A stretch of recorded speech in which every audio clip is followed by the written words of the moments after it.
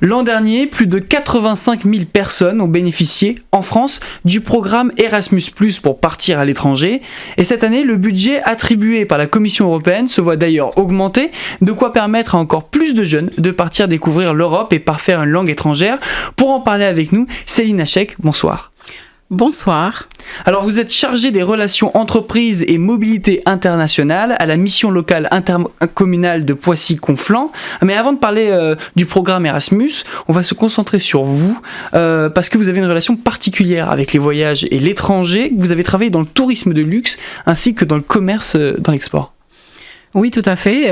En étant jeune, je suis partie moi-même en mobilité au Canada. Je suis partie travailler pendant 1 an pour parfaire mon niveau d'anglais et aussi pour faire une expérience hors du champ familial et aussi découvrir de nouveaux horizons, une nouvelle culture. Et j'avais aussi un projet derrière ce voyage, c'était aussi de pouvoir travailler dans le monde du voyage, justement. Et c'est comme ça que j'ai pu rentrer.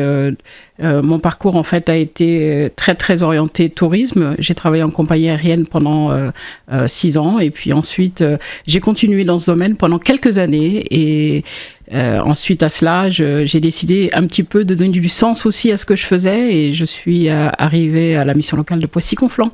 Qu'est-ce que ça vous a apporté humainement et professionnellement tous ces voyages, cette rencontre avec d'autres cultures ?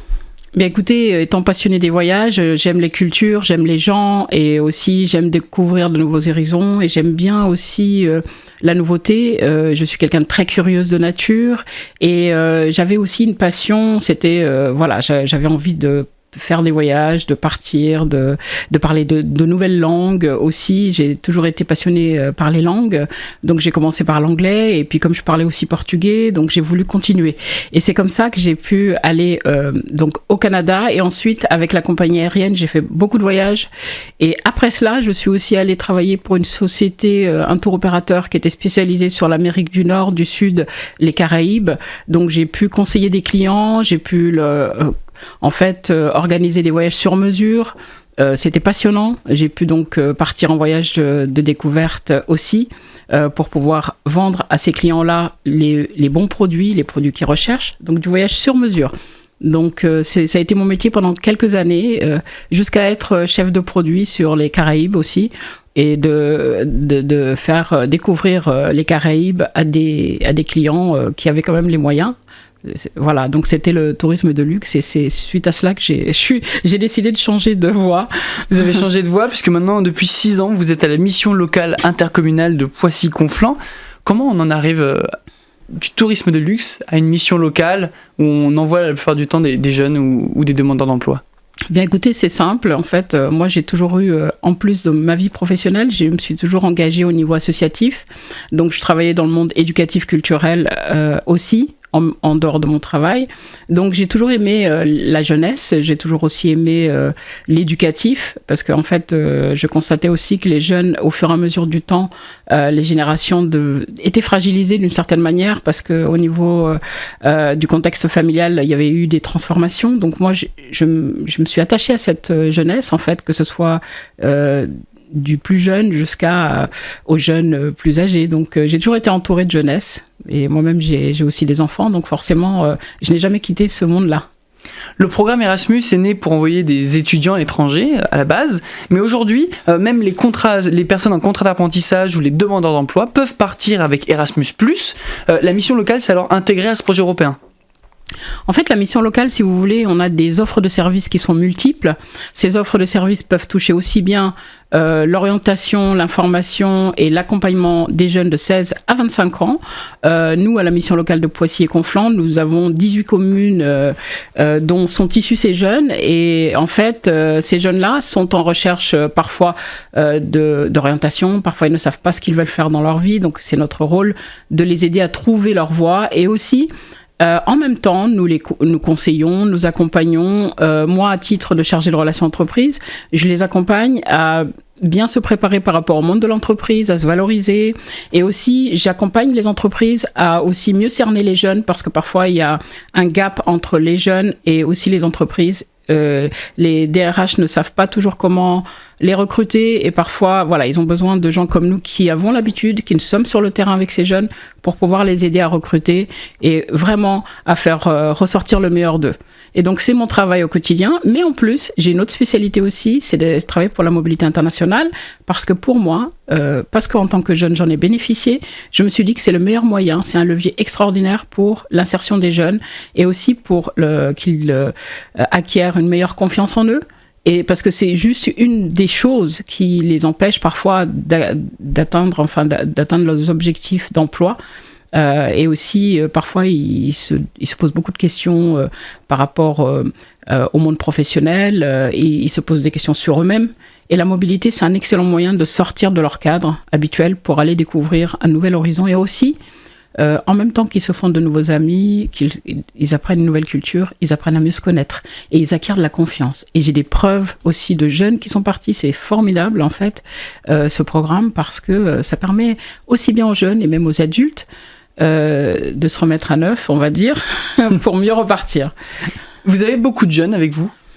La mission locale a énormément de jeunes, c'est quelques milliers de jeunes. Je ne peux pas vous donner le chiffre exact, c'est plus de 4000 jeunes que nous avons en fait.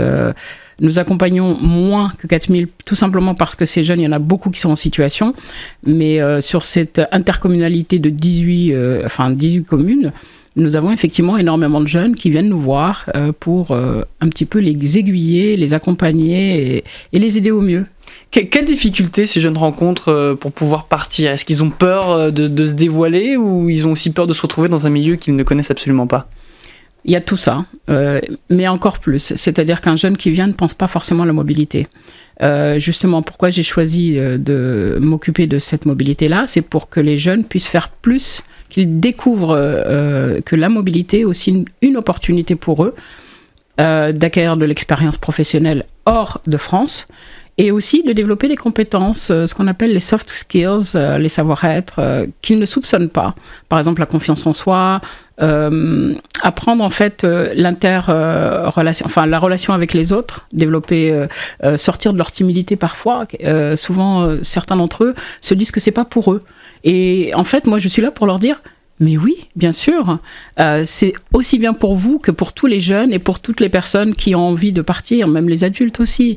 Donc voilà, je leur donne confiance que c'est une opportunité aussi pour eux, qu'ils aient ou pas les moyens. Et un des freins, c'est justement, ils ont souvent l'impression que c'est cher, ils ont l'impression que c'est hors de leur portée, mais en vérité, c'est vraiment, la mobilité, c'est pour eux aussi.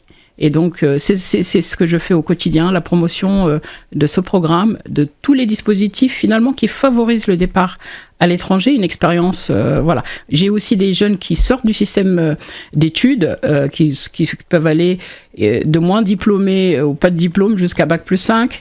Il y a même des jeunes qui sont en école d'ingénieur qui parfois viennent vers nous, qui terminent leurs études, qui recherchent leur première expérience, qui viennent aussi nous voir pour les aider. Parfois, la linguistique est très importante dans le monde professionnel. Donc, Nous en avons parlé au début de l'émission. Le budget d'Erasmus+ va augmenter pour l'année 2019. Il en est de même pour la période 2021-2027, où les institutions européennes veulent doubler, voire tripler son budget. Actuellement, ce budget s'élève à 15 milliards d'euros. Est-ce que c'est une bonne chose pour vous d'avoir une augmentation du budget ? Surtout, comment ça va changer quoi concrètement pour vous ? Pour moi, c'est une excellente nouvelle. Effectivement, ils parlent de 30 milliards qu'ils vont mettre sur la table pour favoriser la mobilité. Et moi, je trouve que c'est une magnifique opportunité qui doit être accompagnée en même temps d'information, de formation, à la fois des professionnels et aussi de tous ces jeunes, de toutes ces personnes qui ne sont pas forcément jeunes, parce que l'Erasmus, ça touche aussi l'éducation formelle, les universités, le monde de la recherche, et aussi les jeunes qui ont moins accès à ces opportunités-là, pour qu'ils puissent aller faire des stages, qu'ils puissent aller faire une découverte dans les 28 pays de l'euro, mais on parle de 34 pays qui sont bénéficiaires de ce programme. Là, on parle d'Erasmus+, mais il y a beaucoup plus de programmes que ça. C'est un monde complexe. Un des freins, justement, c'est parce qu'il y a beaucoup de dispositifs. C'est extrêmement difficile de s'y retrouver. Les jeunes ne sont pas bien informés. Donc, il faut que les professionnels puissent justement acquérir ces connaissances pour pouvoir les transmettre à ces jeunes, pour qu'ils puissent choisir. Merci Céline Hachek.